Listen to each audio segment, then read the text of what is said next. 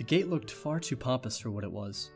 In fact, gates in general seem to do that, but this one especially so. Red bricks, black wrought iron, and gray plaster assembled into a whole that didn't feel welcoming at all. I wondered if it looked like what a gate for a school should look like, but couldn't really decide. Probably no. Of course, I didn't want to get stuck on thinking about the gate for too long, so I entered through at a brisk pace that felt surprisingly good. Moving forward feels good.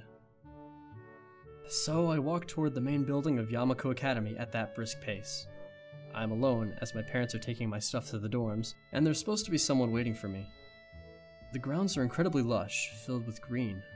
It doesn't feel like the kind of lawn a school would have, more like a park, with a clean walkway going past trees and the smell of fresh-cut grass and other park-like things.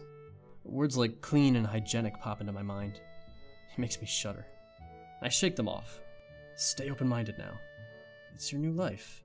You have to take it as it comes. That's what I tell myself. A few big buildings loom behind the leafy canopies, too big and too many for just a school. Everything seems off. It's different from what I thought I knew about schools. It's an uncanny valley. Even though I was told this is my new school, in the back of my head it doesn't feel like one.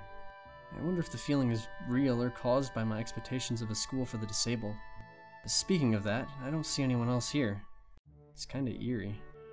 It makes me wish there was somebody here so I could anchor myself to something tangible instead of having this feeling that I stepped into another dimension.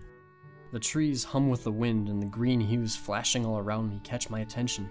It makes me think about hospitals again. How they say that the operating rooms are painted green because green is a calming color.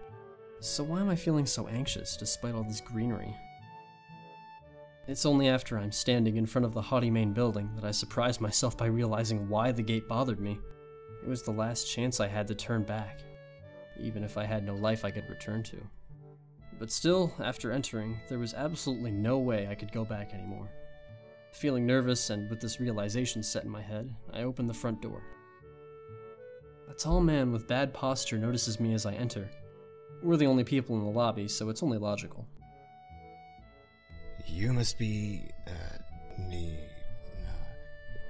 Nikki? Nakai. So you are. Excellent. I'm your homeroom and science teacher. My name is Mutou. Welcome. We exchange a handshake that is neither firm nor sloppy, and he looks at his watch. The head nurse requested a brief check-in visit for you, but there's no time for that now. Oh, should I go later? Yeah, afternoon is probably fine. We should get going and introduce you to the rest of the class. They're already waiting. Waiting for me? I don't really like being the center of attention, but I guess it's inevitable in a situation like this. Not knowing what's waiting for me makes me feel really nervous. Thinking of this, I almost miss what the teacher is saying. Do you want to introduce yourself to the class?